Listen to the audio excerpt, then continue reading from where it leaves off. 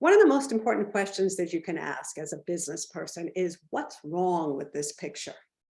When you look out at the landscape of your field, your industry, your business, and you see how it's done, and you see something's missing, or something's being done terribly, or something is just not the way it should be, and you get mad at it, or outraged, or you may feel sad about it, or you must feel that there's got to be a better way.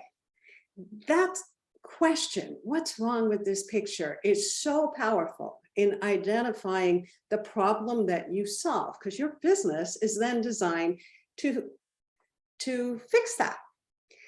The thing is that most of us are taught that we've got to be nice. We've got to be very careful about indicting anybody, about blaming anybody, about wagging a finger that it shouldn't be like this. And I understand that. But what we call indicting the status quo, indicting the way business as usual is conducted, is one of the most powerful things that you can do. It gives you tremendous clarity about what your business actually is, because you're the antidote to that. You're the answer to that. And you got to let it rip for a while. You got to give yourself permission to be exercised about this and animated about it. And if you got energy about this, that's a good sign that you are onto something. So I'll give you some examples. I know in the industry I came from, which was the television industry and the entertainment industry, people learned in school how to act or write or direct or produce, but they didn't learn how to get work. And in fact, they were fed a bill of goods that told them, this is total myth, that some agent was going to get them work, who's going to take care of them. They'd never have to sell or network or strategize how to get business. Total lie, because they do. And I was furious about this. So that became my business for a long time, is teaching people how to get paid for what they love to do. Another example, Steve is an architect by training and a project manager right now for big school systems, especially in Washington State.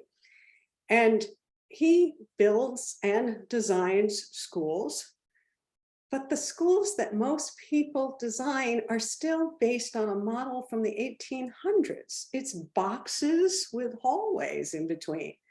And that is not the kind of education that we need right now for the modern era, which is all about collaboration and adaptation and being nimble and adaptable.